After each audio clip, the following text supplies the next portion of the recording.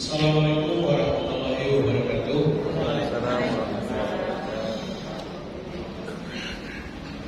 Alhamdulillah, alhamdulillahilladzi arsala rasulahu bil huda wa dinil haq liyudhhirahu 'ala dini kulli walau karihal musyrikun walau karihal munafiqun. Asyhadu an la ilaha illallah wahdahu la syarika lah wa asyhadu anna Muhammadan abduhu wa rasuluh. Allahumma shalli wa sallim ala hadzal nabiyil karim. Pertama sekali mari kita sama-sama bersyukur kepada Allah Subhanahu wa taala. Kita masih diberi oleh Allah kesempatan dan kemauan untuk datang ke Masjid Baitur Rahman ini mengaji bersama, bersilaturahim dengan guru kita yang datang dari Bandung, Ustaz Sep, dan saya selalu Pak Abbas baru ini telepon. Mobilnya, kunci mobilnya tinggal di dalam. Salam salawat, mari sama-sama kita tujukan kepada junjungan kita Nabi Muhammad sallallahu alaihi wasallam yang kita berharap mudah-mudahan kita dapat syafaatnya nanti di akhirat kelak. Yang terhormat pengurus Masjid Baitur Rahman, bapak-bapak dan ibu, rahimahullah. Sedikit kami sampaikan, kita lihat dalam surat Ar-Ra'd ayat 21, Allah berfirman, "A'udzubillahi minasyaitonir rajim. Bismillahirrahmanirrahim. Walladzina yusalluna ma'allah bi ayyusalla wa yakhshawna rabbahum ila."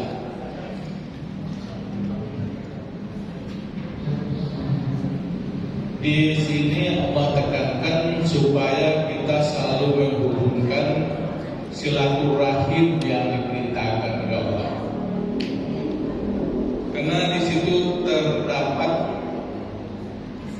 banyak sekali hikmahnya dan banyak sekali manfaat yang bisa diambil di situ. Nah, kita lihat sekarang ini sebelum terjadi COVID dan lain-lainnya ini sudah banyak usaha untuk menghancurkan silaturahim ini. Sehingga antara kita sesama muslim yang selama ini tidak banyak gangguan, sekarang penuh curiga. Silaturahim itu sudah sudah diganggu, sehingga saling curiga itu yang dikembangkan. Apakah melalui medsos, apakah melalui apa, ya kan? Bahkan nasi padang pun sudah diharapkan kawan itu kan? Tidak ada lagi bahan. Nasi padang pun tidak bisa, mau diharamkan, mau diapa, orang-orang ketim-tim aja perang, di belakang ada nyusul. Karena kehabisan bahan, ya kan? Ya mudah-mudahan dia nggak berhasil lah menjebol itu. Karena ketua umumnya se-Indonesia memang itu yang berbunyi. Yang ada hanya api-api, yang lain kemanut. Dia berbunyi bagaimana dilumpuhkan dan segala macam. Jadi ini perintah Allah bapak-bapak dan ibu. Alhamdulillah pada sore hari ini kita masih bisa untuk menjalani silaturahim di sini. Nah, untuk ini kita lihat sedikit, ya kan?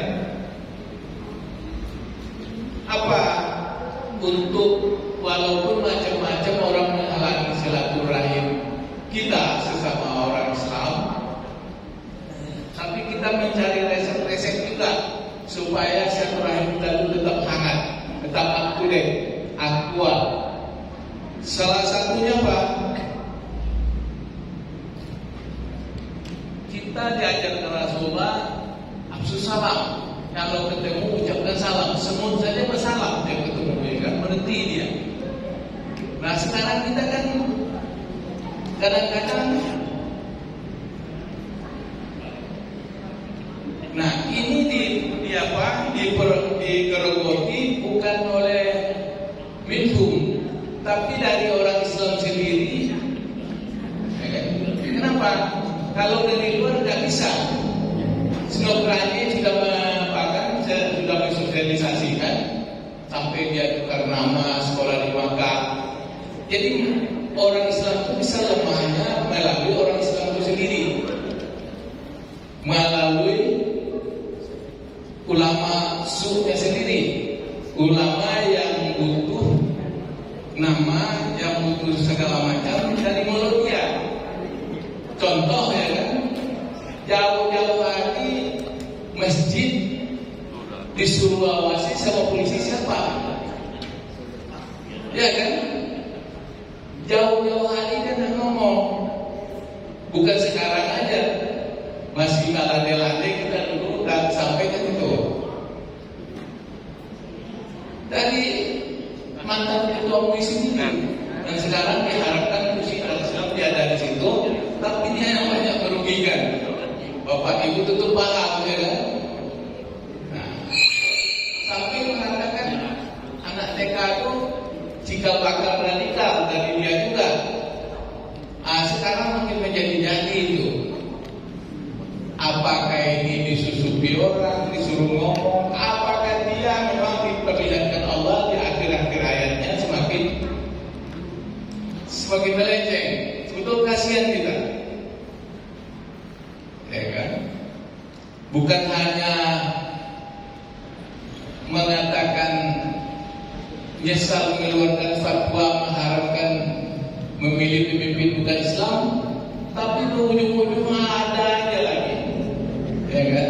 Dia nggak sadar yang bisa nama dia itu dilirik orang dan kalau satu dua kan banyak, tapi udah sampai di situ itu penyakitnya. Nah, kita usahakan lagi. Bal'am saja yang hebat, bapak dan ibunya ulama besar, dia juga ulama besar. Doanya nggak ada makan waktu, nggak ada interval waktu. Sekarang minta langsung dimakbulkan Allah. Dirayu dengan keduniaan, dengan fasilitas dia mau. Akhirnya doanya tak terkabul, malah dia menjadi maghlul, tertolak semuanya. Jadi untuk menghangatkan silaturahim itu, yang kedua yaitu memberi hadiah. Hadiah ini banyak, ada senyum ke ibu mungkin apa tidak, yang tidak dinegarkan satu. Itu hangat, tanda ada perhatian khusus kepada sesama saudara. Yang ketiga, beritahukan bahwa Anda suka, senang, ya kan? Berikutnya, berwajah ceria, tersenyum bila ketemu. Jangan buka apa saja, ya kan? Khususnya gitu kan. Jadi senyum itu adalah sedekah. Yang kelima itu diajarkan aksus salam, berjabat tangan. Nah, ini sekarang yang siapa kan? Nah, itu semakin gencar diapakan. Covid sekarang datang lagi, Omikron, ya kan? Ketemu bukan salam lagi, tapi itu kayak ancaman, ya kan? Nah, ini berhasil dia. Nah, baru pelan-pelan nanti kita kembali lagi, ya kan? Kita lah untuk mensosialisasikan itu. Kemudian berempati, ya kan? Kemudian berlapang dada. Lapang dada gimana? Jangan terlalu sempit mana dunia ini. Jangan dilihat kekurangannya. Itulah mungkin membuka kita bersama nanti diantarkan oleh Pak Ustadz, ya kan? Supaya kita tetap semangat. Kita tetap semangat walaupun rintangannya semakin banyak. Kalau nggak ada setan ngaku beriman semua, ya kan? Munafik itu kan lebih hebat dia. Tapi itu di sinilah ada yang khianat, ada yang munafik, itu mengasah untuk ketajaman iman tadi, untuk mempererat silaturahim tadi. Semakin banyak godaan, semakin sama saja dengan main bola yang akan sebelah lawan, ya? Nggak seru dia. Nah, jadi jangan berkecil hati. Semakin banyak, apakah datangnya itu dari mulut saudara-saudara kita yang munafik atau yang khianat. Anggap aja situ untuk mempertajam, untuk uji coba keimanan kita. Itu saja mungkin pengantar sedikit Pak Ustadz. Namuddin yang selalu semangat, ya kan? Ibu-ibu juga, bapak-bapak juga, jangan hitung jumlahnya. Nah, semangat, kan? Semangat terus kita untuk mudah-mudahan menjadi sumber. Tadi pengurus juga sudah bilang kan bahwa di sini ini dulu PKI itu, ya kan? Jadi nggak apa-apa mau bicara apa aja Pak, di sini dibolehkan. Ya, kalau Rasulullah tidak berpolitik, nggak mungkin sampai Islam ke sini kan? Politik itu strategi, bagaimana mengatur siasatnya. Cuma politik Rasulullah, siasat Islamnya nggak kayak sekarang. Sekarang untuk mencapai tujuan halal semuanya. Akhir pelajaran politik sendiri dibenci orang. Jadi kita kembali lagi, ya kan, untuk bisa berpolitik sehingga pengajian sampai kemana-mana, silaturahim bisa diikat dengan kuat.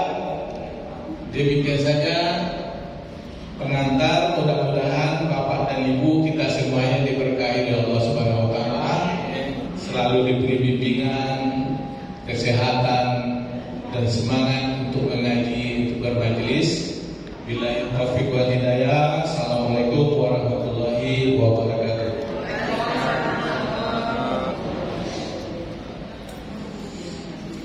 Terima kasih kepada guru kita yang telah memberikan tausiah dan motivasi kepada kita semuanya. Alhamdulillah di tengah-tengah kita juga hadir salah satu tokoh pergerakan kita ini. Mana orang ini? Bang Jali Bitung. Nah, ini luar biasa, alhamdulillah. Allah Akbar. Ya. Nanti bawa pasukannya Bang yang banyak Bang. Ya, insyaallah ya. Kan ini kita rencana kita ke depannya kalau bisa Baitur Rahman ini kita perlukan semua sampai ke bawah-bawah. Nah, jadi ajak semua komunitas pergerakan yang kita harapkan orang yang bergerak ikut pergerakan punya ilmu. Ya, jangan sampai lagi ikut pergerakan tapi nggak sholat. Joget-joget jangan. Ya, pokoknya kita pergerakan, kita berjuang ikhlas karena Allah Taala. Siap berjuang ikhlas? Siap bersatu? Siap menang? Takbir. Ya, baik, selanjutnya kajian akan disampaikan oleh guru kita Al-Mukarram Al-Ustaz Asep Sadiquddin kepada yang telah Fadhilul Masyhur. Pejabat membarang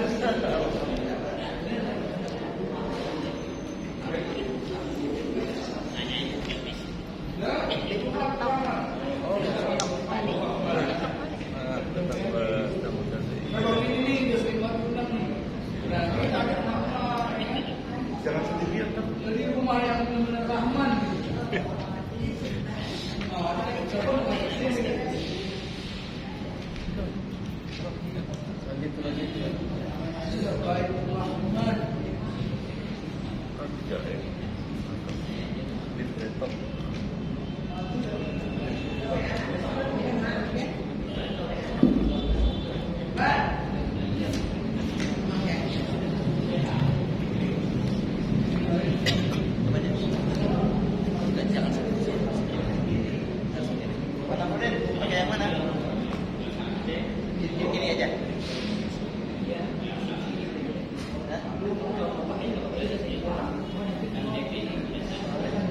Kalau bisa, Bang Mufid, kalau ini ke dalam, ini keluar bisa nggak?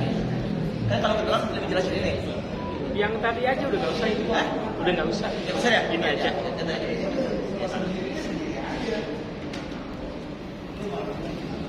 Ini buat backup.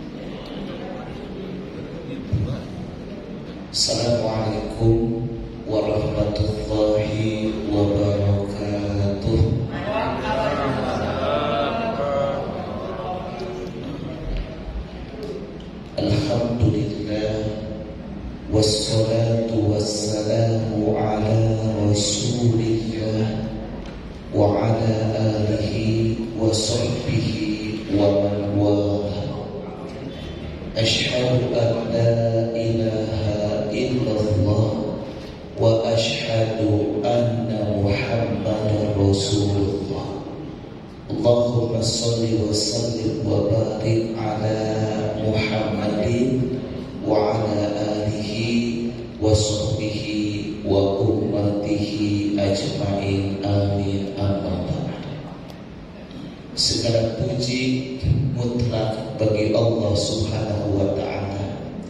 Salawat dan salam semoga senantiasa terlimpah curah kepada manusia teragung sepanjang masa, yakni Nabiuna Muhammad sallallahu alaihi wasallam beserta keluarga, para sahabat, para pengikut, para pecinta, para pembela Islam yang tentu kita semua berharap termasuk salah satu di dalamnya. Amin ya rabbal alamin. Salam hormat kami sampaikan kepada segenap keluarga besar PKM Masjid Baitur Rahman. Salam hormat kami sampaikan kepada segenap keluarga besar Gerakan Muslim Jakarta. Salam hormat kami sampaikan kepada segenap keluarga besar dari Aspirasi. Salam hormat juga kami sampaikan kepada segenap keluarga besar dari Jawara. Salam hormat juga kepada segenap keluarga besar dari asli ya, Aksi Selamatkan Indonesia nih, Bang Jalil itu. Alhamdulillah pada sore hari ini. Oh iya, salam hormat juga ke Sri Kandi 212 nih. Alhamdulillah dari tim Nawawi, dari keluarga besar Masumi dan segenap tamu undangan lainnya. Alhamdulillah pada sore hari ini kita dapat berkumpul bersilaturahim dan insya Allah kita akan melakukan kajian terkait dengan Sirah Nabawiyah. Sebelum saya menyampaikan Sirah Nabawiyah, saya akan membacakan dulu sebuah hadis.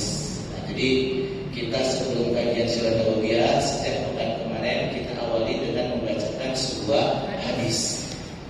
Hadis yang saya bacakan ini mohon maaf tadinya mau kita sebarkan atau tadi lupa tidak difotokopi. Mungkin kalau mulai ke depan kita kalau baca hadis kita sebarkan. Apa? Ya, nanti bisa difotokopi nanti akhirnya kita bisa sampaikan.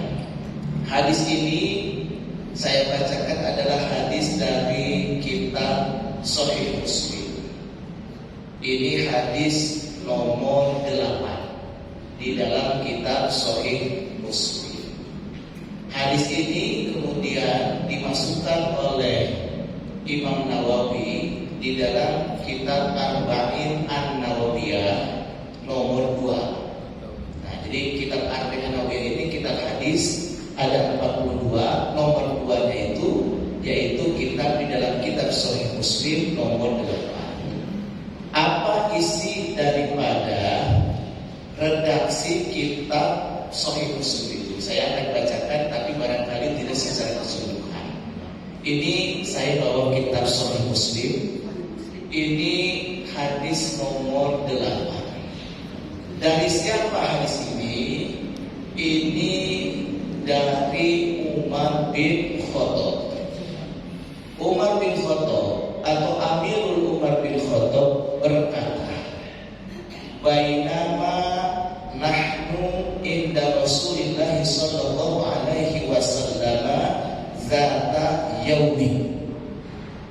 Bainama ketika nahnu kami inda Rasulillah sallallahu alaihi wasallam bersama Rasulullah, bimakna julusul dulu. Jadi ketika Umar bersama para sahabat duduk bersama Rasulullah zata yaumin pada suatu hari.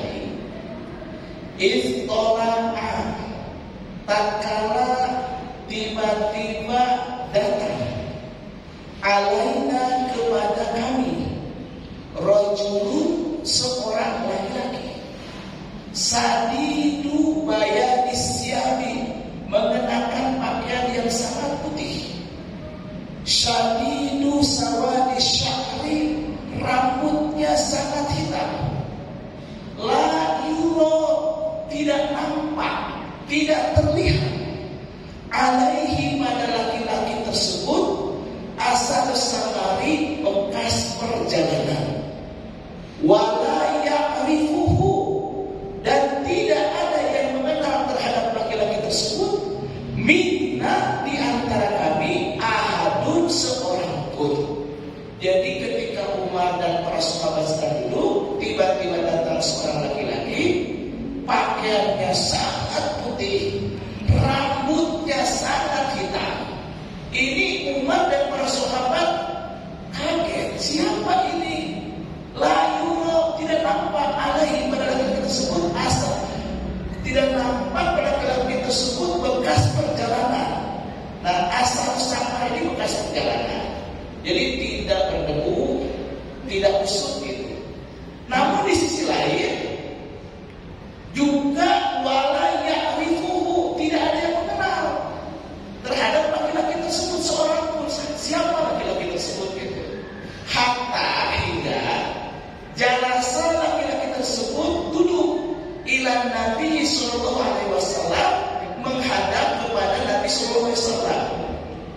Fa'asnada, lalu laki-laki tersebut menyandarkan rukbataihi, kedua lututnya, ila rukbataihi, ke kedua lutut Rasulullah, wa wada'a, dan menempelkan laki-laki tersebut kafaihi, kedua telapak tangannya, ala fahidaihi, di atas kedua paha Rasulullah.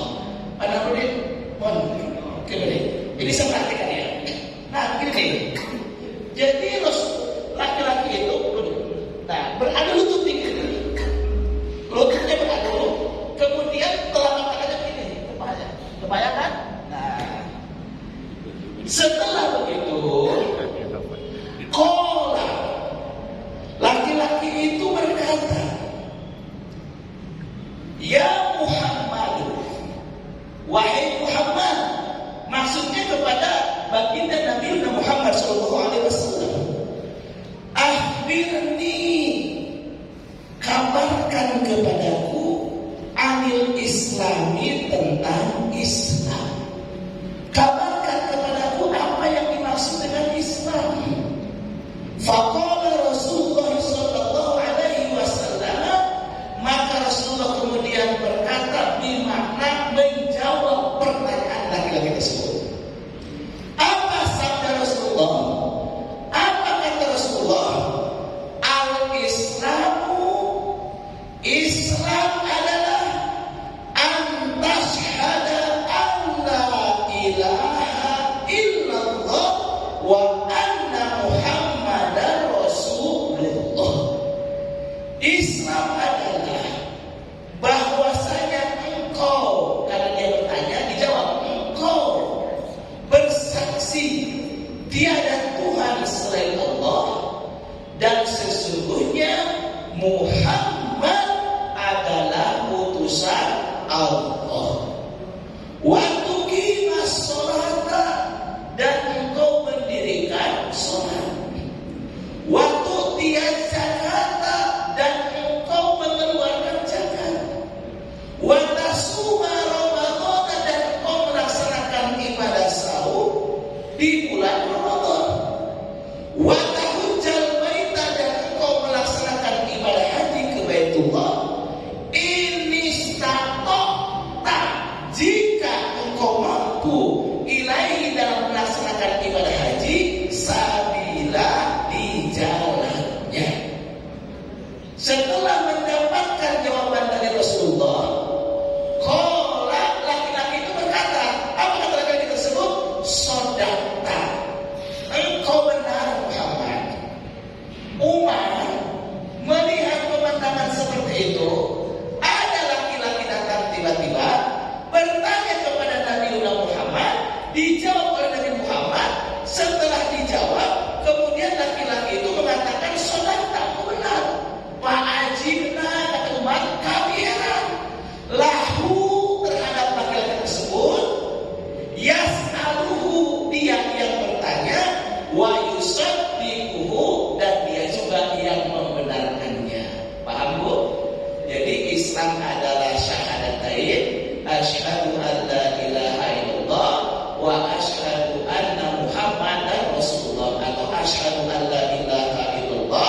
wa anna Muhammadar Rasulullah wa tuqimas sholata wa tu'tiyaz zakata wa tasuma ramadhana wa tahujjal baita in istata'ta ilaihi sabila.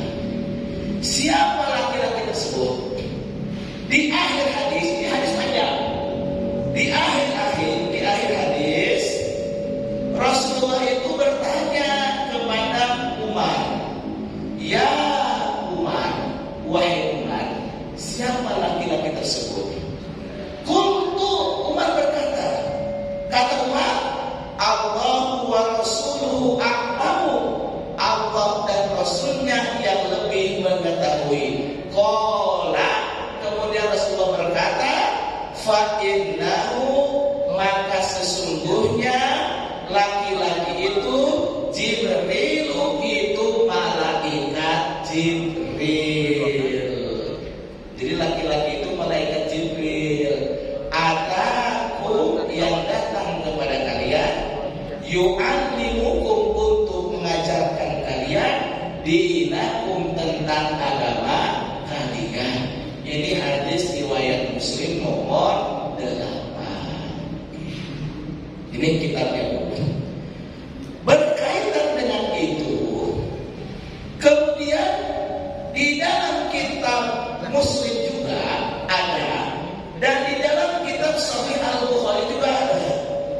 Di dalam kitab Sahih Al-Bukhari nomor 8, di dalam kitab Muslim nomor 16. Jadi tadi nomor 8 Sahih Muslim, nah di dalam Sahih Muslim juga nomor 16 ada lagi. Di dalam kitab Sahih Al-Bukhari nomor 8. Apa? Deskripsi daripada apa yang disampaikan Rasulullah. Nah ini siapa sanadnya, dari siapa? Dari Abdullah bin Umar. Kalau tadi dari Umar bin Khattab ayahnya, sekarang dari Abdullah bin Umar atau Ibnu Umar. Apa kata Abdullah bin Umar? Kata beliau begini, qala, beliau berkata, sami'tu, aku telah mendengar Rasulullah sallallahu alaihi wasallam, Rasulullah SAW yaqulu, bersabda, buniyal Islamu, bunia itu dibangun. Ini majhul, ini kalimat pasif. Asalnya bana. Kalau bana itu membangun, aktif. Bana itu dari banaya. Kalau bana membangun, kalau bunia dari banaya itu dibangun. Bunia dibangun. Al-Islamu, Islam, ala khomsin, atas 5 perkara. Jadi bangunan Islam itu terdiri daripada 5 hal. Apa yang pertama? Yang pertama adalah syahadati alla ilaha illallah wa anna Muhammadar Rasulullah. Yang pertama adalah syahadat wa iqamis sholati. Yang kedua adalah mendirikan sholat. Wa ita'iz zakati. Yang ketiga adalah mengeluarkan zakat. Wa hajjil baiti. Nah kalau di sini wa hajjil baiti, dan melaksanakan ibadah haji dulu. Kemudian wa shaumi Ramadan, baru melaksanakan ibadah saum di bulan Ramadan. Rawahul Bukhari dan Muslim. Hadis Al-Bukhari nomor 8, hadis Muslim nomor 16. Berkaitan dengan 3 hadis ini, ulama kemudian mendeskripsikan arkanul islami. Rukun Islam itu ada 5. 1 syahadat, 2 sholat, 3 zakat, 4 saum, 5 ibadah haji. Karena Islam ini diilustrasikan, digambarkan oleh Rasulullah sebagai bangunan. Kalau ibu-ibu mau bangun rumah, yang pertama kali dibangun apa? Pondasi. Nah, pondasi itu adalah asasun. Asas, bukan azas ya. Asas. Asas itu pondasi, dasar. Kualitas bangunan di atas fondasi akan sangat ditentukan seberapa kuat fondasinya. Mau bangunan itu 1 lantai, 2 lantai, 5 lantai, 10 lantai akan ditentukan bagaimana fondasinya. Dan fondasi di dalam bangunan Islam itu adalah syahadatain, yaitu aku bersaksi tiada Tuhan selain Allah dan Muhammad utusan Allah. Jadi kalau fondasinya rapuh, maka bangunan di atasnya juga akan rapuh. Oke. Setelah fondasi, apa yang dibangun? Imadun, tiang. Apa tiangnya bangunan Islam? Adalah sholat. As-sholatu imaduddin. Sholat itu tiangnya agama. Barang siapa yang melaksanakan sholat, dia telah mendekatkan agama pada dirinya. Barang siapa yang tidak sholat, dia telah merobohkan agama pada dirinya. Pondasinya adalah syahadatain, tiangnya adalah sholat. Nah, sholat ini sallu kama ra'aitumuni usolli. Sholatlah kamu, kata Rasulullah, sebagaimana aku sholat. Dalam hal apa? Dalam hal waktunya, dalam hal pelaksanaannya, dalam hal formasinya, dalam hal tempatnya, terutama bagi laki-laki. Kemudian waktu sholat itu kapan? Ketika Allah Subhanahu wa ta'ala berfirman di dalam surat An-Nisa. Coba lihat surat An-Nisa ayat 103. Surat keberapa surat An-Nisa? Surat keempat. Coba lihat ayat 103. Inna sholata kanat 'alal mu'minina kitaban mawquta. Coba lihat. Sudah ketemu? Ya. Inna sholata kanat 'alal mu'minina kitaban mawquta. Sudah ketemu? Ya. Sudah. Nah, sesungguhnya sholat itu adalah kewajiban bagi orang-orang yang beriman yang telah ditetapkan waktunya. Nah, waktu sholat itu kapan? Zuhur, asar, maghrib, isya. Yang tahu itu kan badan hisab dan ruqyah. Kemudian dikirim ke masjid-masjid. Jadilah daftar waktu sholat. Yang di luar kan nggak tahu, betul kan? Kan banyak orang yang tidak tahu. Nah, agar tahu, maka syariat Islam itu kenapa dikumandangkan suara azan? Karena dalam rangka menginformasikan waktu sholat dan memanggil orang untuk datang ke masjid. Itu Bilal kalau azan jadi muazin, dia naik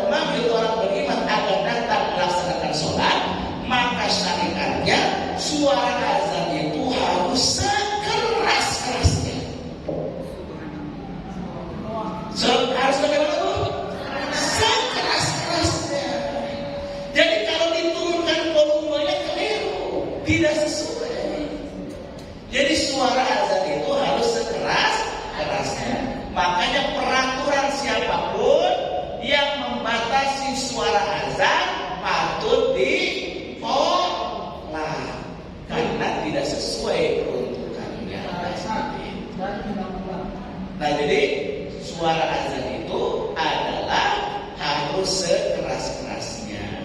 Kemudian azan itu harus disampaikan dengan tepat, dalam pengertian muazzinnya itu orang yang bacaannya fasihan, suaranya merdu, sehingga orang ketika mendengar suara azan dia juga menjadi tertarik, termotivasi untuk datang ke masjid. Disinilah peran pemerintah. Seharusnya pemerintah itu bukan membatasi suara azan, tapi melakukan tarbiyah, pembinaan, membantu masjid-masjid agar suara azannya itu sekeras-kerasnya, senyaring-nyaringnya, dan enak didengar. Harusnya begitu, Bapak Ibu sekalian. Sound system. Nah, kalau masih sound systemnya jelek, kasih sound system. Kalau tuanya kurang bagus, kasih tuanya. Itulah baru kita berpikir, berpendapat negara lahir dalam melayani warga negara dalam menjalankan ibadah berdasarkan keyakinan. Nah, itulah terkait dengan masalah sholat. Kemudian selanjutnya, tiang sudah ada. Kemudian ada yang disebut dengan saum. Saum itu apa? Junnatun. Junnatun itu benteng atau perisai, temboknya, atau juga bisa bentengnya.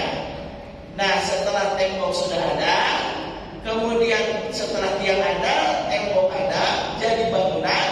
Agar bangunan itu kuat, maka ada atap. Itulah yang disebut dengan haji. Kemudian agar pada waktu bangunan itu menjadi nyaman, ada ventilasi. Itulah tuhrotul, yaitu jakat. Jakat itu adalah ventilasinya. Jadi kalau berbicara tentang bangunan Islam, ada fondasi, ada tiang, ada tembok, ada ventilasi, atau ada AC, ada atap. Itulah yang dimaksud dengan bangunan Islam. Artinya seorang muslim itu dia harus komitmen dengan sebenar-benarnya terhadap syahadatain. Dia harus terjaga sholatnya, dia melaksanakan saum, melaksanakan mengeluarkan zakat, melaksanakan ibadah haji. Mudah-mudahan jamaah sekalian menjadi muslim yang sebenar-benarnya. Amin ya rabbal alamin.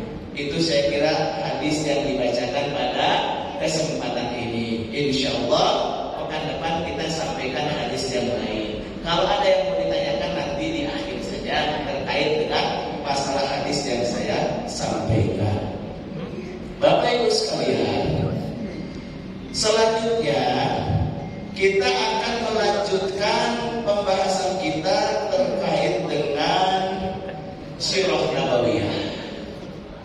Nah, pada waktu pekan yang lalu kan Rasulullah itu melakukan 2 langkah ya. Itu belum dilanjut kalau zakat sebagai ventilasi, terus saumnya sebagai apa? Saum sebagai junnatun, benteng, perisai. Kalau hajinya? Hajinya atap. Atap. Hajan itu atap. Atap. Artinya atasnya genting segala macam dan lain sebagainya. Oke. Sudah ya. Oke. Kita lanjutkan. Ini kaitan dengan Sirah Nabawiyah. Kemarin kita sudah sampai pada bagaimana sikap respon Rasulullah dalam menghadapi kan berbagai macam tekanan terhadap Rasulullah dan para sahabat. Yaitu sikapnya itu adalah satu dengan membuat Darul Arqam, yang kedua hijrah ke Habasyah. Kemarin kita sudah jelaskan juga terkait dengan tafsir-tafsir Al-Quran berkaitan dengan proses atau peristiwa hijrah ke Habasyah.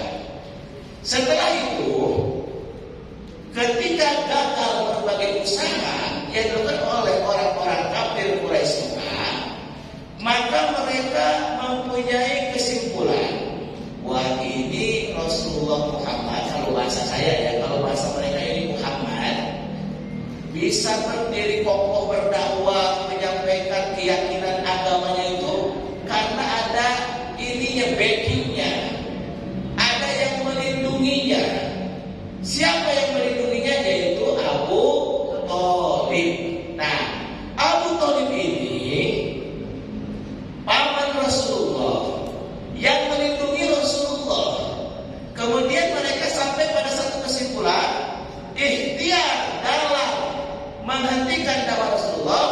maka kita harus mendatangi Abu Thalib.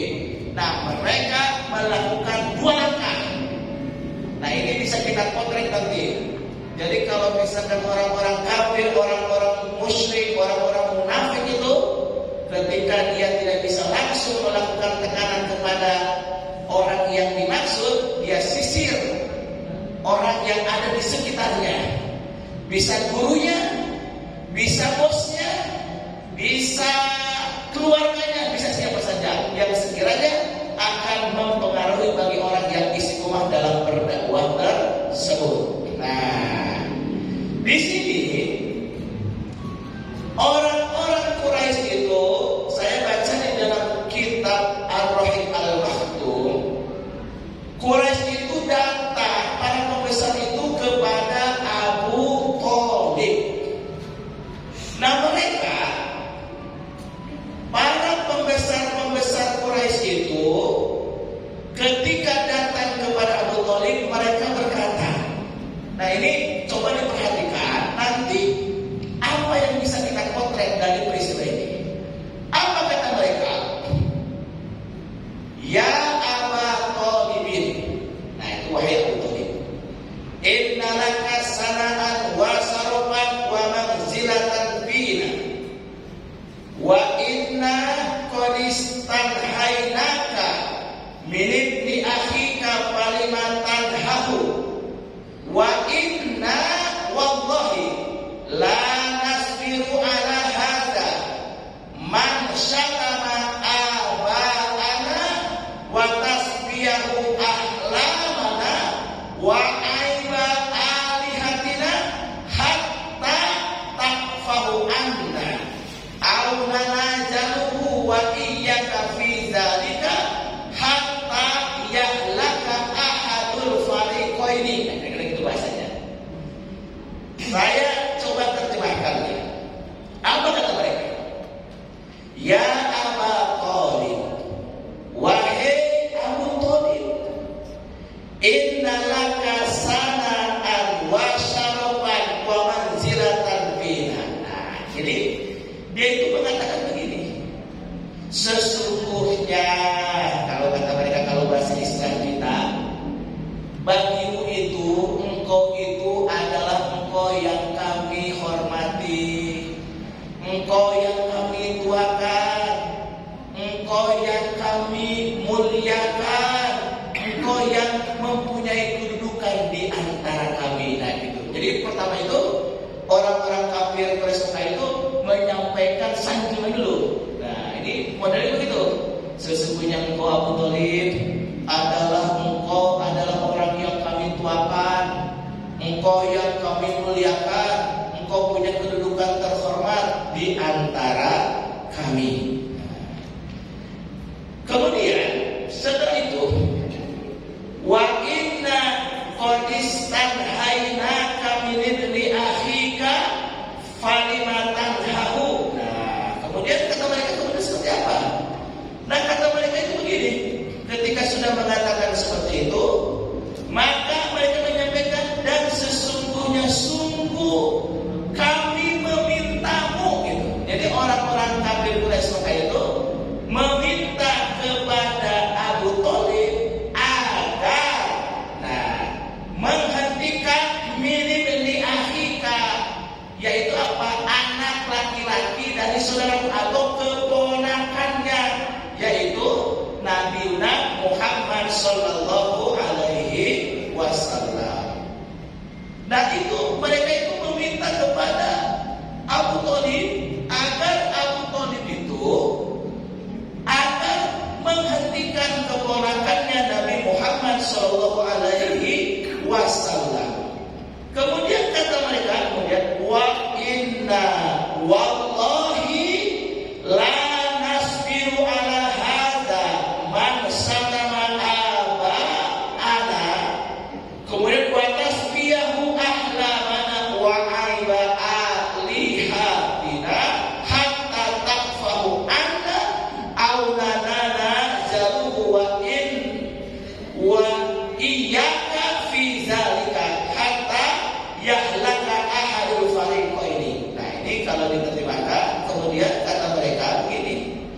kata orang-orang kafir Quraisy Mekah itu, yaitu demi Allah, kami sudah tidak sabar lagi menghadapi masalah ini. Siapa yang mengumpat bapak-bapak kami, membodohkan harapan-harapan kami, dan mencela sesembahan kami, maka hentikanlah dia atau kami menganggapmu dalam pihak sana. Mereka betul itu. Kemudian hingga salah satu di antara pihak kami dan mereka atau Muhammad dan kaum ada yang kemudian binasa. Jadi si orang-orang kafir Quraisy Mekah itu mengancam kepada Abu Thalib, wahai Abu Thalib, engkau adalah yang kami tuakan, engkau yang kemudian mempunyai kemuliaan, kedudukan, kehormatan, sudahlah hentikan anak atau keponakanmu itu yang telah menghina Tuhan-Tuhan kami, menghina keyakinan bapak-bapak kami, kemudian menghina harapan-harapan kami. Jangan sampai kami berpandangan kamu ada di pihak dia. Sampai kalau kamu tidak mau melakukan itu, di antara kami, di antara kedua belah pihak siapa yang akan binasa. Kemudian mendengar pernyataan dari kafir Quraisy Mekah itu, Aqdama ala Abi Thalib hadzal wa'idi wa tahdidi syadidi. Nah, ini Abu Thalib ketika mendengar ancaman yang begitu luar biasa kepada keponakannya juga, kepada dirinya juga, maka dia agak tersentak kaget. Waduh, ini ancaman begitu luar biasa.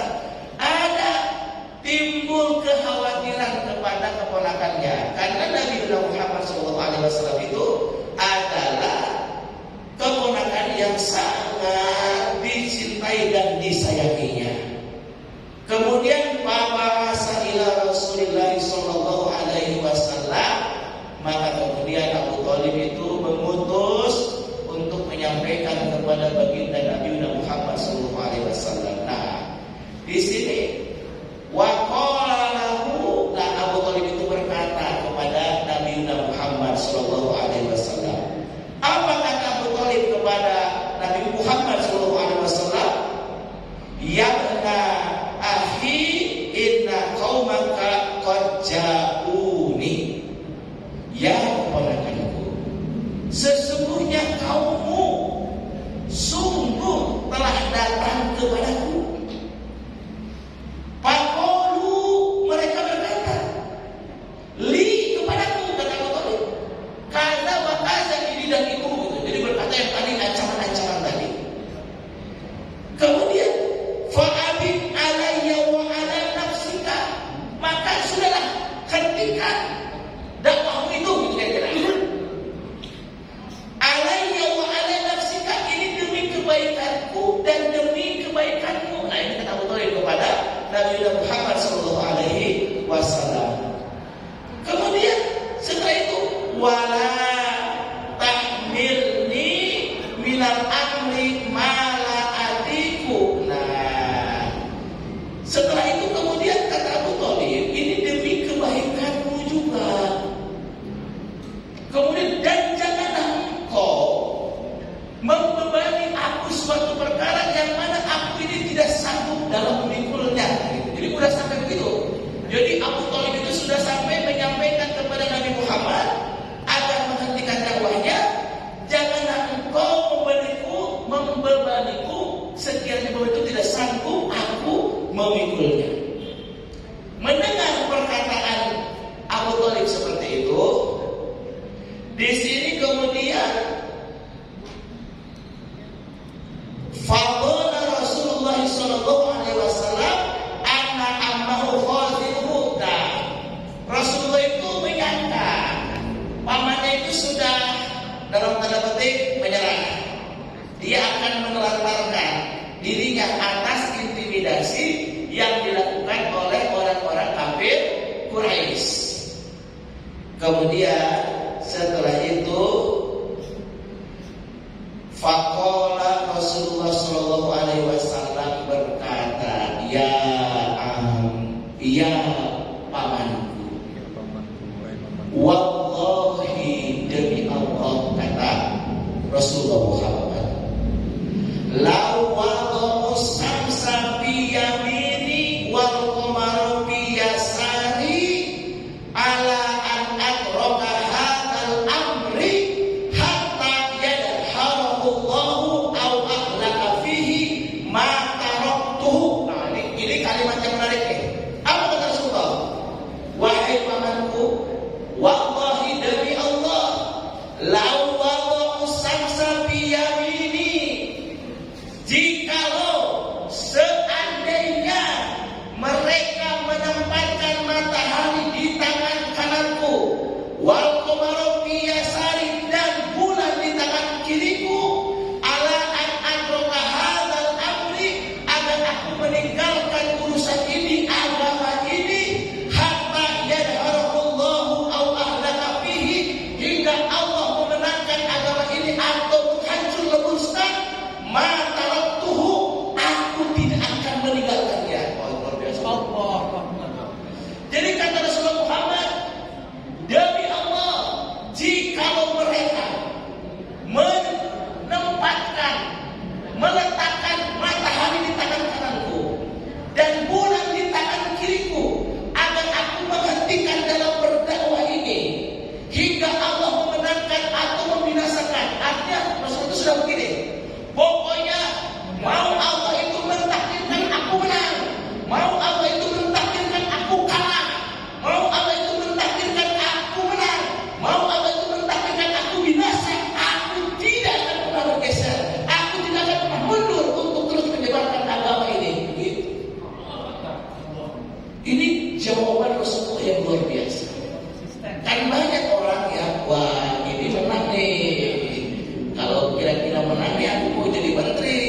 Wah ini kalah, kalau kalah aku gak mau. Nah ini juga konsisten, yakin ini benar, mau binasa, mau menang, mau kalah, tetap berpegang teguh pada keyakinannya. Allahu Akbar. Nah mudah-mudahan bapak-bapak, ibu-ibu juga begitu. Pokoknya kalau yakin benar, sekali melangkah ke depan, pantang surut ke belakang. Allahu Akbar. Allahu Akbar. Nah Bu, yang menarik Bu, setelah Rasulullah itu menyampaikan informasi itu, summa istakbar wa baka. Nah, Abu Thalib menangis sedih. Jadi ini nih, kenapa kita ini harus berterus terang dalam kebenaran? Dia menangis sedih. Wa qoma, kemudian dia bangkit berdiri. Falamma walanadahu Abu Thalib, falamma aqbala qala lahu. Nah, setelah mendengar penjelasan Rasulullah, Abu Thalib itu sedih. Kemudian dia bangkit. Kemudian dia menyeru kepada Rasulullah yang akan beranjak. Qala, Abu Thalib itu berkata lahu kepada Rasulullah Muhammad, keponakanku, idhab ya bani akhi. Kemudian apa? Pakul ma ahbabta, wa wallahi la aslamuka li syai'in abadan. Nah, kata Abu Thalib begini, wahai pamanku, pergilah, teruskan perjuanganmu, ya bani akhi, wahai keponakanku, pakul dan katakanlah ma ahbabta, apa yang kau sukai. Oh, sampai begitu. Kemudian wa wallahi, maka demi Allah, la asnamuka li syai'in abada, aku tidak akan pernah membiarkan siapapun untuk menyakitimu, untuk mengganggu apa yang menjadi keyakinanmu. Nah, coba kalau pada waktu Rasulullah itu disampaikan oleh Abu Thalib, wahai keponakan, udah berhenti aja, nanti bahaya, nanti kalau diteruskan di penjara. Aduh, ya kalau begitu paman, aku terus ini dulu tiarap dulu, mungkin Abu Thalib juga biasa. Tapi ketika Rasulullah itu kekeh, teguh, dia mengatakan, jikalau mereka menempatkan matahari di tangan kananku, bulan di tangan kiriku, aku tidak akan pernah bergeser. Mau menang, mau kalah,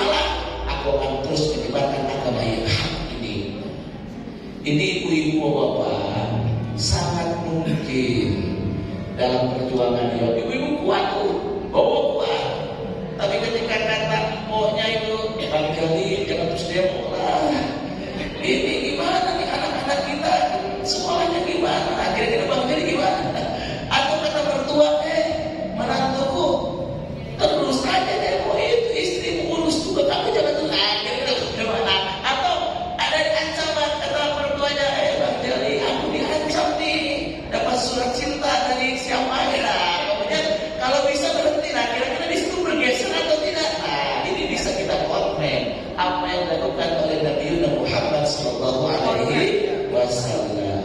Jadi ya ikhwani, kejadian itu terus berulang kejadian itu. Oleh karena itu, setiap pejuang Islam itu tanamkan dalam diri kita harus istiqomah. Inilah yang kemudian disebut juga konsisten. Nah itu alhamdulillah, mudah-mudahan Bapak Ibu sekalian menjadi orang-orang yang istiqomah dalam berjuang. Amin ya rabbal alamin. Nah, dampak dari pernyataan Abu Thalib tadi, dampak dari pernyataan Rasulullah tadi yang membuat kemudian Abu Thalib yang awalnya khawatir jadi bangkit lagi, sampai kemudian ketika gagal negosiasi itu, di suatu hari orang-orang kafir Quraisy pun datang lagi.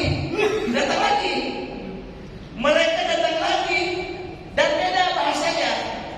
Kalau yang pertama bahasanya adalah mengancam, yang kedua bukan mengancam, melobi. Akhirnya sepoi-sepoi nih. Sepoi-sepoi. Apa yang mereka lobi? Apa yang dikatakan oleh orang-orang kafir Quraisy kepada Abu Thalib? Wahai Abu Thalib, kata mereka, ini adalah ada pemuda Quraisy yang bagus dan tampan. Engkau jangan sampai mempertahankan terus keponakanmu. Aku ganti dengan yang lebih muda, yang lebih bertenaga. Ini ada siapa namanya? Ammar bin Walid bin Al-Mughirah. Nah itu. Jadi ada substitusi. Jangan itu, ini kita kasih ini. Nah ini bentuknya bisa macam-macam. Jangan gerak. Nah ini ada bantuan banyak. Sifatnya mensubstitusi. Kemudian Abu Thalib mengatakan, kamu jangan hina aku, engkau menjijikan. Aku tidak akan pernah tukar keponakanku dengan siapapun. Aku akan terus membela keponakanku dalam menyampaikan kebenarannya. Di sini ada ibrah. Bapak Ibu kalau berjuang bisa jadi kanan, kiri, depan, belakang, orang-orang sekitar kita menyampaikan support, dukungan, tapi juga bisa menyampaikan yang sesuatu bisa melemahkan kita. Keistiqomahan kita akan ikut mensikoh mereka.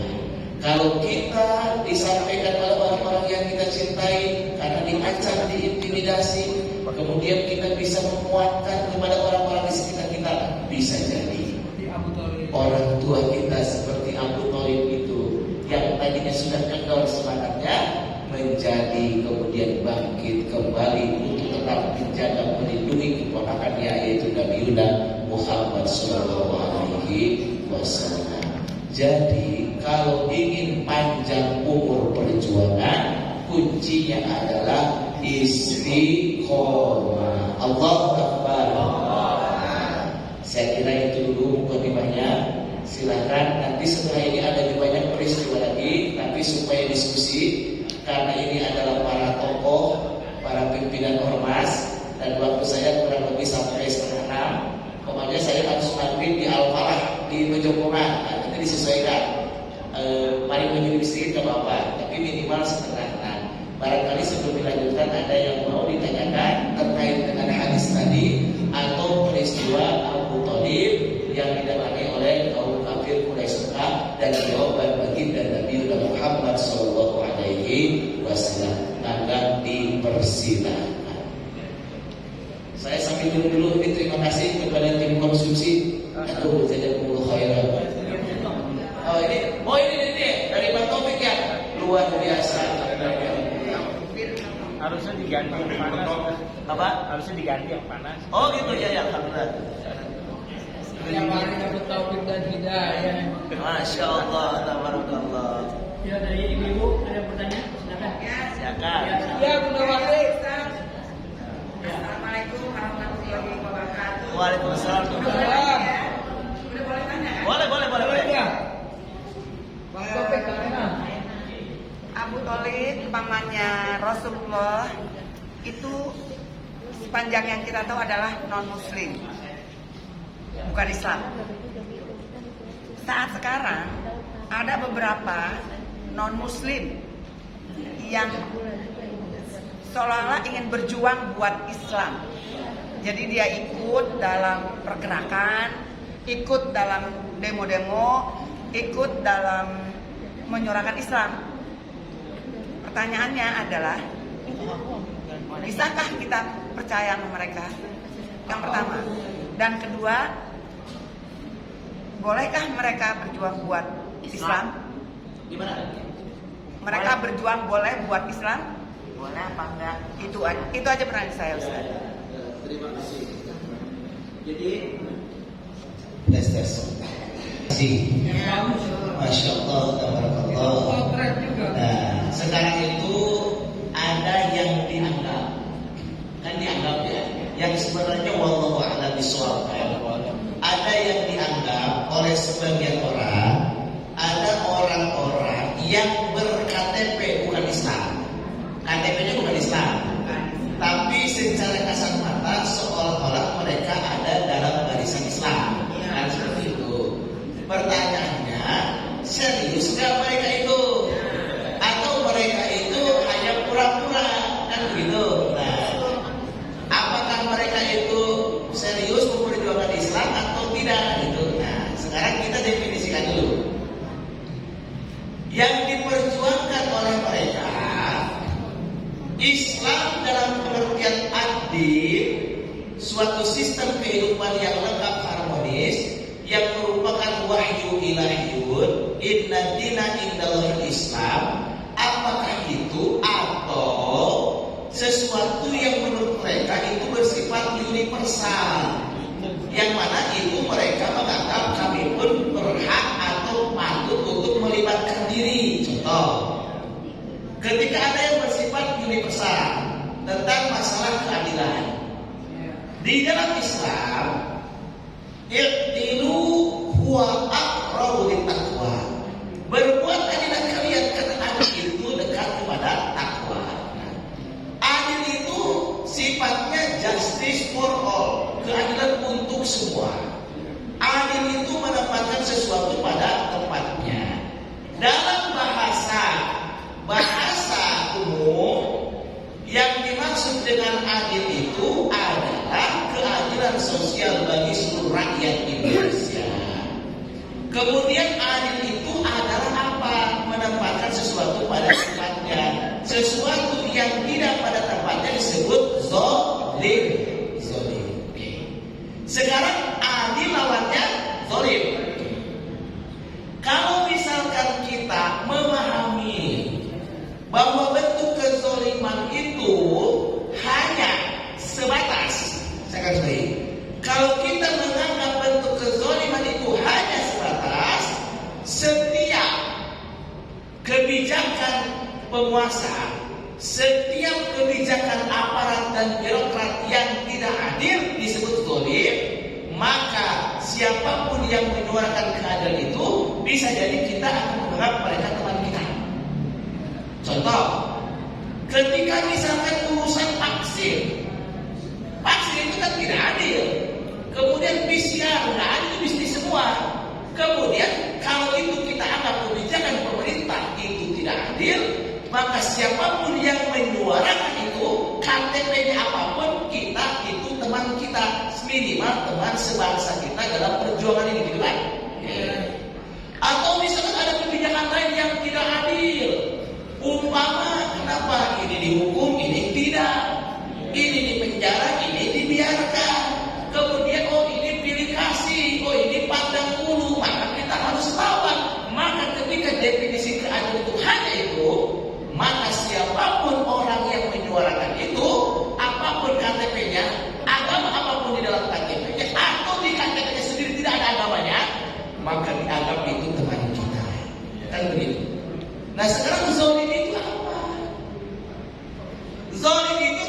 adil. Zolim itu ada 3. Satu, zolim kepada diri sendiri. Zolim kepada diri sendiri.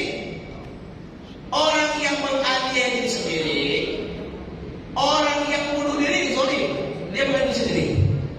Orang yang mengkonsumsi makanan minuman yang bukan tempatnya zolim, dia mengkonsumsi khamar, narkoba, ganja, zolim. Pokoknya yang dia konsumsi sesuatu yang bukan untuk dikonsumsi, dia zolim. Zolim untuk dirinya. Yang kedua, zolim sesama makhluk. Nah yang tadi, ada orang yang menganiaya orang lain, ada kebijakan pemerintah terhadap rakyatnya yang zolim. Nah bagaimana responnya? Responnya, kalau ada saudara kita berbuat zolim, maka sikap kita adalah menghentikan kezolimannya. Kalau misalkan negara yang membuat kezoliman, kita koreksi. Kalau juga tidak mau dikoreksi, Abdul jihadi kalimat haqqin inda sultanin jairin. Nah itu. Yang ketiga, zolim makhluk kepada Rabbnya, kepada Tuhannya. Zolim makhluk kepada Tuhannya. Zolim makhluk kepada Khalik, kepada pencipta.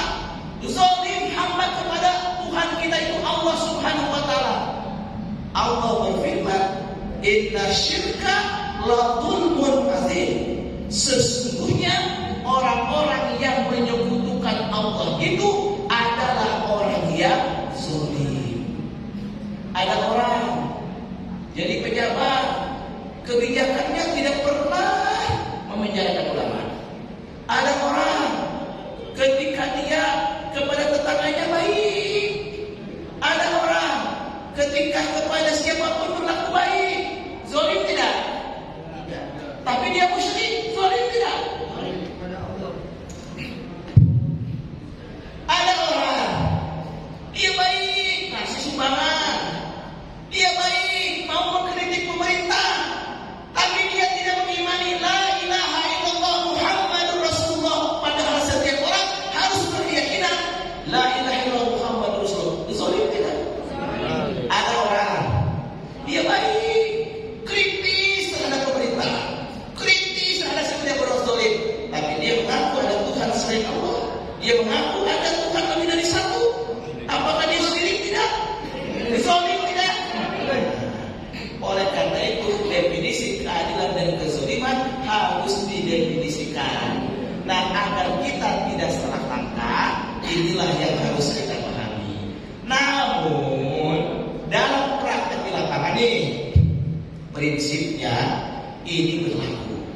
Kalau ada orang dia tidak mengakui tiada Tuhan selain Allah dan Muhammad adalah utusan Allah, tapi dia mau berjuang dalam menegakkan keadilan yang lain. Misalkan ada rezim yang bermasalah, kemudian dia juga mau aksi, dia nggak masalah. Tapi tetap ibu harus mendakwahi mereka, karena pada hakikatnya mereka pun telah berbuat zalim kepada Allah Subhanahu wa taala. Umpama Bu Wati punya teman perjuangan, sama-sama nih anti PCR, anti apalah gitu ya, tapi dia bukan muslimah, maka kewajiban ibu di satu sisi ibu boleh bersama-sama dalam tentang kezaliman manusia, di sisi lain ibu harus mendakwai orang itu agar dia tidak berbuat zalim kepada Allah, karena ketika dia tidak meyakini tidak Tuhan selain Allah, pada hakikatnya dia telah zalim kepada Allah. Inna syirka la dzulmun azim.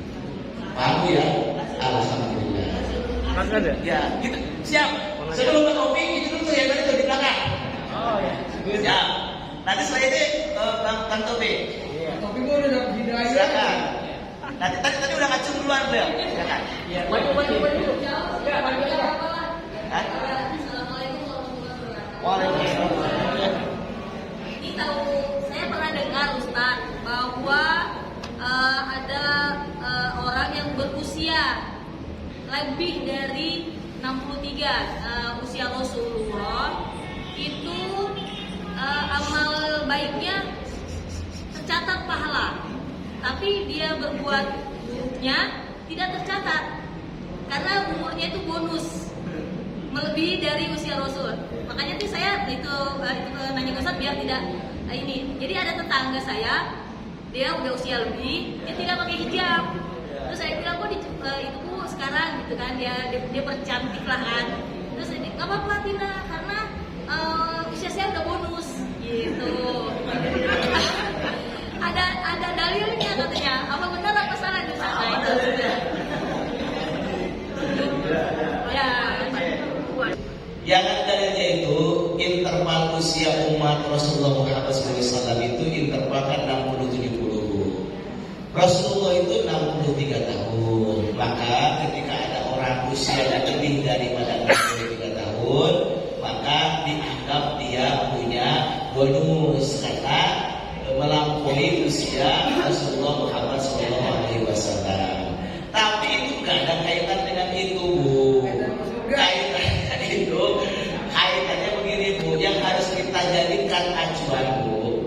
Ya ayyuhallazina amanu, wahai orang-orang yang beriman, ittaqullah, bertakwalah kalian kepada Allah, haqqa tuqatihi, dengan sebenar-benarnya takwa, wala tamutunna, dan janganlah kamu sekalian mati illa kecuali wa antum kalian muslimun, sebagai muslim, sebagai orang yang berserah diri. Nah, apa itu muslim? Nah, secara bahasa muslimun itu adalah kalimat masdar dari aslama. Nah, muslim itu kalimat isim fa'il, bukan masdar. Muslim itu isim fa'il dari Islam. Aslama itu fi'il madiyah, Islam adalah masdarnya, muslim isim fa'il orangnya. Nah, aslama itu menyelamatkan. Muslim itu ada orang yang menyelamatkan. Nah, kalau salimah itu selamat. Nah, kalau salimah masdarnya itu silman, isim fa'ilnya atau subjeknya salim. Kalau salim orang yang selamat. Kalau muslim orang yang menyelamatkan. Menyelamatkan siapa? Dirinya dan orang lain. Ibu-ibu atau bapak-bapak itu secara umum muslim atau salim? Muslim kan? Penganut agama Islam disebut muslim. Karena muslim, maka dia harus menjadi orang yang menyelamatkan. Menyelamatkan siapa? Dirinya dan orang lain. Selamat apa? Selamat dunia dan akhirat. Rabbana atina fid dunya hasanah wa fil akhirati hasanah wa qina adzabannar. Orang yang akan selamat itu ketika dia menjadi umat Islam, ketika dia tunduk patuh pada ketentuan Islam. Ya ayyuhallazina amanu dukhulu fisilmi kafah. Kalau dia tunduk patuh pada ketentuan Allah, dia mau matinya kapanpun, dimanapun, maka dia mati dalam keadaan husnul khotimah. Kalau dia misalkan usianya 50 tahun mati dalam keadaan beriman, husnul khotimah. Dia mati dalam usia 60 tahun, kemudian dalam ketaatan, husnul khotimah. Bagaimana kalau dia mati 70 tahun tapi sedang maksiat? Su'ul khotimah, bukan husnul khotimah. Jadi tidak ada dalil yang mengatakan bahwa setelah 63 tahun tidak dihisab. Semua amal itu yang sekecil apapun akan diminta pertanggung jawab di hadapan Allah Subhanahu wa taala. Cukup ya Bu ya? Ya, jazakallahu khairan. Ya Bang Taufik boleh? Ya Ustaz. Assalamualaikum warahmatullahi wabarakatuh. Waalaikumsalam. Apa yang tadi saya sampaikan menyangkut bagaimana strategi orang-orang kafir musyrik mengganggu dakwah Rasulullah.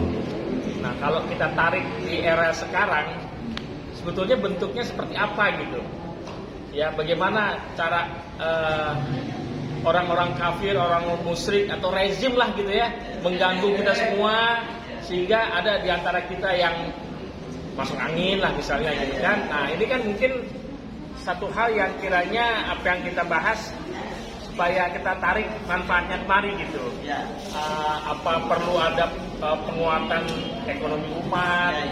Sebab saya merasa begini, ya sebut aja lah rezim lah gitu ya, entah di situ mereka punya operasi intelijen dan sebagainya, ya mereka nyebar sembako, mereka menjanjikan apa, mereka melakukan operasi-operasi yang menyandera, kan ada beberapa yang disandera istilahnya gitu.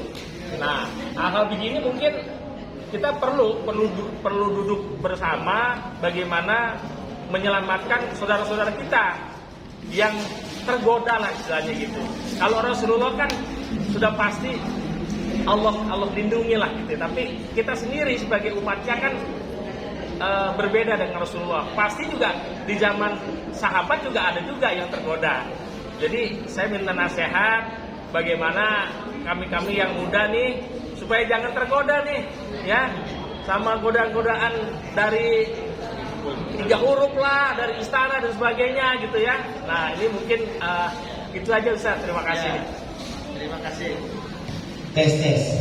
Ini pertanyaan Bang Tommy ini bagus sekali ya. Bagaimana upaya orang-orang kafir Quraisy Mekah pada waktu itu dalam menteror, mengintimidasi, mengganggu dakwah Rasul dan para sahabatnya. Sebetulnya ini sudah kita uraikan pada pertemuan beberapa waktu yang lalu. Ini kan berseri ini seri berapa? Seri ke-11. Namun kita bahas lagi sedikit ya. Dan karena juga ada yang baru. Jadi mereka itu melakukan upaya menghadap Rasulullah itu dari berbagai macam cara dan sisi. Dari mulai persuasif, dari mulai lobby, dari mulai memframing. Rasulullah itu pernah di-framing orang gila, tukang tenun, pendusta. Jadi pokoknya di-framing lah. Apa framingnya mungkin radikal lah gitu. Pokoknya framing itu pernah dilakukan.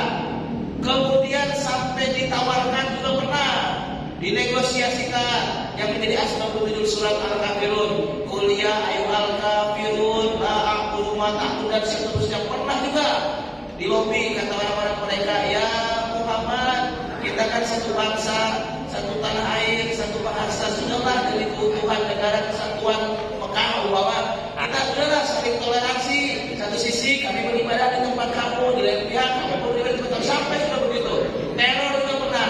Nah, sampai ada yang pernah dibunuh juga, yaitu siapa? Yasir dibunuh. Kemudian Sumayyah disiksa Bilal. Nah, dari proses yang panjang itu, maka Rasulullah sampai menetapkan ada Darul Arqam, ada kemudian hijrah. Nah, yang ingin saya sampaikan bahwa cara mereka itu tetap sama dalam memanfaatkan cahaya Islam. Mereka akan melakukan proses lobby, mereka akan mengintimidasi, mereka akan menfitnah.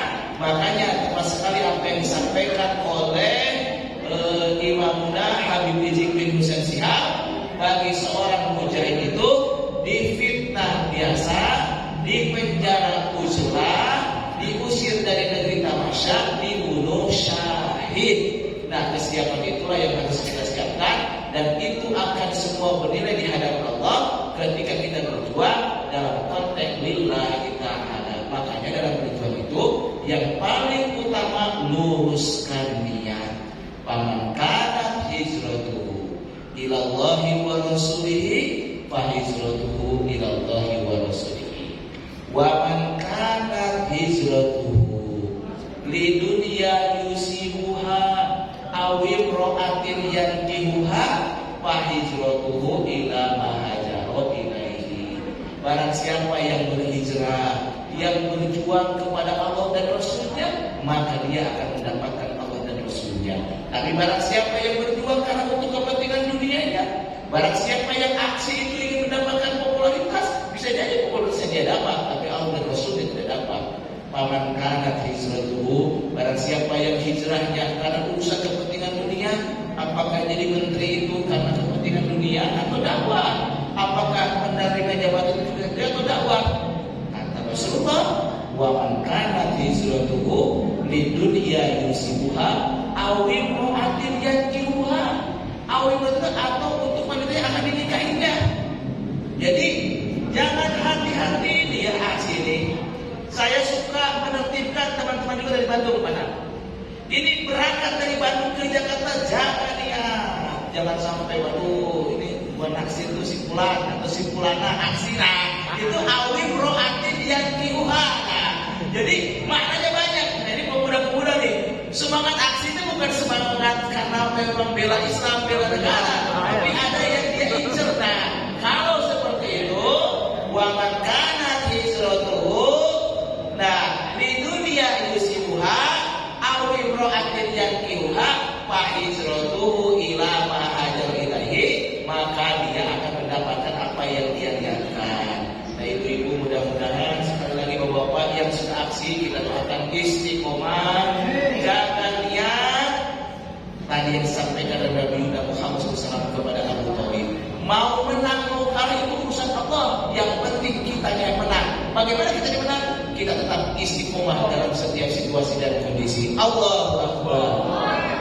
Saya kira cukup namanya. Alhamdulillah ya, cukup ya. Terima kasih atas segala perhatiannya. Mohon maaf atas segala kekurangannya. Kalau ada yang keliru boleh untuk disampaikan. Kalau ada yang tidak dimengerti boleh untuk ditanyakan. Kalau sudah sesuai dan tepat maka harus segera diamalkan. Marilah kita berdoa kepada Allah Subhanahu wa taala. Rabbana atina fid dunya hasanah wa fil akhirati hasanah wa qina azabannar. Walhamdulillahi rabbil alamin. Wassalamualaikum warahmatullahi wabarakatuh. Terima kasih pada guru kita yang telah menyampaikan materi tentang Surah An-Nahl. Ini dari seri ke seri makin seru ya kita. Insyaallah. Dan kami harapkan nanti pada Bapak dan Ibu semuanya setelah mengikuti kajian ini semakin semangat, semakin istiqomah, semakin ikhlas dan semakin bersatu. Siap bersatu, siap menang, takbir. Kita pengen giro kita, semangat kita seperti pilkada DKI dulu. Itu sangat luar biasa. Keikhlasan kita, kebersamaan kita ini melantangkan kekuatan musuh yang luar biasa pada waktu itu. Kita bersatu, kita ikhlas, kemudian kita berjuang, kita menang. Nah, hari ini kita sudah mulai berjilid-jilid ini. Ada aksi itu, aksi ini segala macam. Sama-sama kita muhasabah nafsi. Kita kembali luruskan niat kita. Ya, mudah-mudahan dengan lurus niat kita, Allah akan menangkan semua perjuangan kita. Takbir.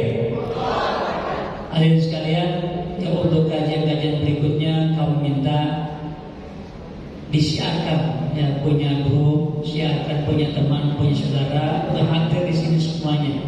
Jadi sama-sama nanti kita akan satukan visi kita, kita satukan hati kita, pikiran kita. Ya mudah-mudahan, tetap di sini. Ya jadi ini masjid pertama perjuangan GMJ di sini.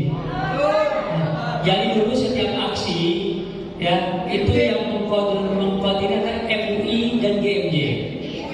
Ya, baru setelah itu muncul GMPM. Ya, ruangannya di bawah nih, ada ruang di bawah ada aula. Ini pusat pelatihan pergerakan kita.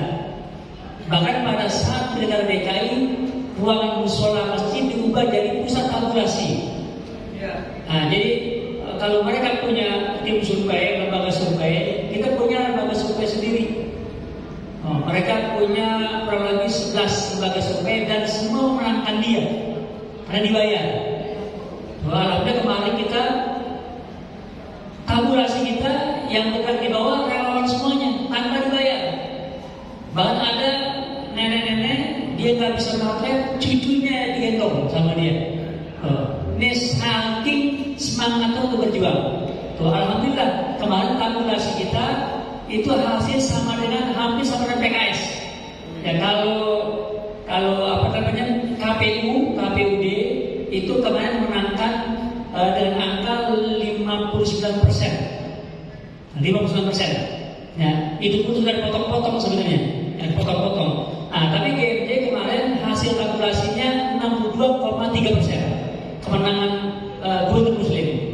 PKS dia lebih tinggi lagi, 63,1%. Ini alhamdulillah semuanya berkat perjuangan yang ikhlas, istiqomah dan penuh dengan kebersamaan. Ya, insya Allah ya perjuangan hari ini kami harapkan dengan kajian ini ya kita semuanya kembali niat kita akan lurus, kita akan ikhlas dan kita akan berjuang secara bersama-sama. Innallaha yuhibbul ladzina yuqatiluna fi sabilihi shaffan ka'annahum bunyanun marsus. Terus sesungguhnya Allah menyukai orang-orang berjuang jalan Allah dalam satu barisan. Ka'annahum bunyanun marsus, seperti bangunan yang tersusun kokoh. Ini harapan kita semua. Jadi insya Allah ibu bapak hadir di sini semuanya, insya Allah akan dikokohkan oleh Allah Subhanahu Wa Taala. Takbir. Demikian untuk kajian kita pada hari ini. Mari sama-sama kita tutup dengan sama-sama membaca hamdalah. Alhamdulillahirabbil alamin, dan kita sempurna dengan membaca doa kafaratul majelis.